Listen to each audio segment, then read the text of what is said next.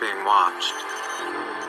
The government has a secret system, a machine that spies on you every hour of every day. I know because I built it. I designed the machine to detect acts of terror, but it sees everything. Violent crimes involving ordinary people, people like you. Crimes the government considered irrelevant. They wouldn't act, so I decided I would. But I needed a partner, someone with the skills to intervene. Hunted by the authorities, we work in secret. You'll never find us. But victim or perpetrator, if your number's up, we'll find you. This question should be, who does one pray to? right, okay, Who does one pray to? right, okay, the first question should be, why do you need to pray? That's a great question. Yeah, because what is prayer? Because someone has taught you that in order to get something, you need to pray to this being, God, Allah, or deity, to give you this thing. Yeah, which in fact is substitution. Yes. That aspects of prayer come for substitution. I can't get by myself, and therefore I'm going to ask another entity or a being that can give to me. Right. But then, that's the condition. Yeah. But ultimately, when you do get it, it's because of what you've done. Absolutely. You have to get it. You see, so it's kind of like misdirected power, because I can get a plate if I'm hungry, and put it down and say, I'm hungry, I'm starving, I ain't got no money, I need to eat. And I pray all day long for food. It ain't coming. Bro, the food's not going to come. The food ain't coming. you have to get up and do something. You might have to call someone, lend me some money.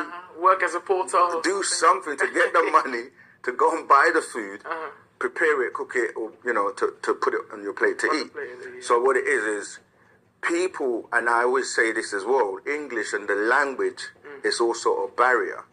Because when you say pray, you can hear the word P-R-A-Y, but you can also hear P-R-E-Y.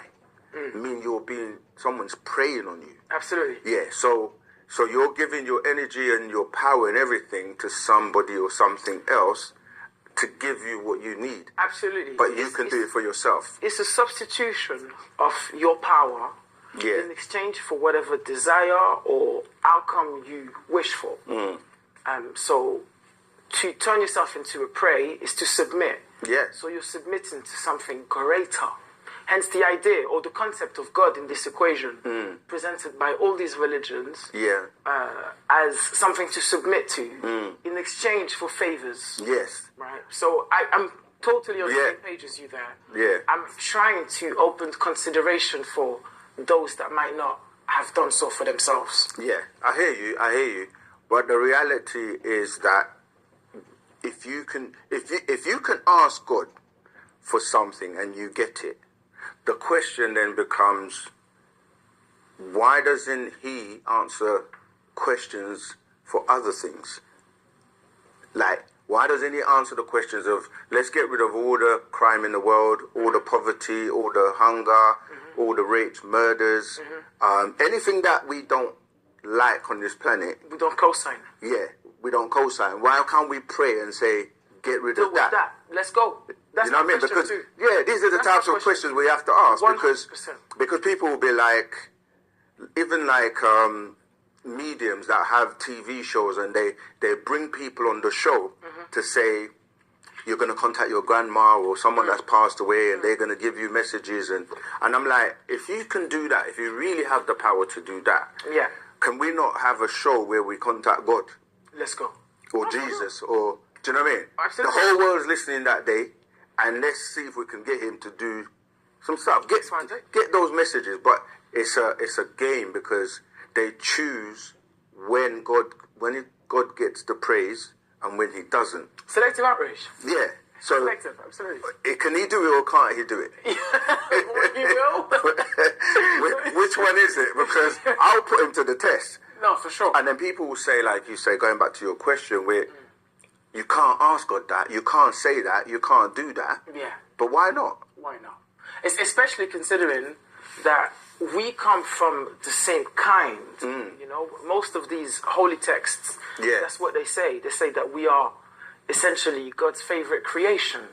Hence, you know, when our behavior is bad and we sin and we rebelled against God, it's like, how can my best creation conduct itself in such a manner? You know, my friend recently said something to me extremely powerful in regards to aunties and uncles praying. He said, when aunties, mothers and uncles, fathers pray and they ask God for a new house, or they ask God for a promotion at work, are they not essentially praying to the white man? Because if you pray and you say, God, give me a raise on my salary, you're going to go into work and you're going to negotiate with your boss for a higher salary. So your initial prayer when you got on your knees was to the white man, not to God, was it? Exactly. And like you said, there's so many examples where, because what it is it's a game, because you have God on one side and you have the devil on one side.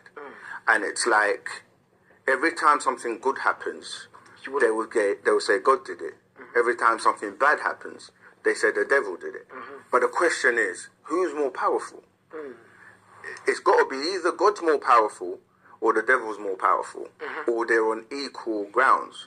Now, when you start to ask people, how did this devil come about? They say he was once an angel that went bad. So the question is, did God know he was going to go bad? And he allowed him to go bad, and he's allowing him to continue to do the chaos and the badness and the wickedness on the planet. You know, so it's like you say, with knowledge and really facts, you get to know that these different beings that people are calling God are not what they think they are. And like you say, even to say I want a promotion, you can actually create your own job. You're the one that works to get the house. Everything that you get that is a material thing is you, because when a situation happens where, like, let's say, I've used this example before, 2 people are in a car and there's a car accident. One dies and one survives. The people that are religious will say, oh, thank God for the person that survived. Yes. But they don't see in that who was responsible for the person that died. And if God could save both of them, why not? Why didn't he? Why didn't he? And then, let's say, even the one that survived was injured badly, and they take that person to the hospital, and the doctors and the nurses do the work of healing or mending him, putting him back together, and everyone comes and they thank God for it. But not the workers that got it. But not the workers that did it. And people will say, oh, but it was God that worked through them. It was God that worked through them to speak. And I'm like, that's long. Why doesn't he just do it? Why does he have to go through someone to go? You see what I mean? So you're asking a very, very interesting question. But this is the concept of, you cannot pray to the same God as the slave master, because when you go to work, you're slaving and working for somebody else. For the slave master. Let's go. Now we're speaking. So the slave master's got more power than you. Let's go. So his God must be answering his prayers, but not yours. That's what I'm saying. So you have to go to your slave master, who's your God, to ask his God to give you what you want. A portion of the cake, or portion. A portion of it. A very small portion. Tiny portion. Some would even argue crumbs.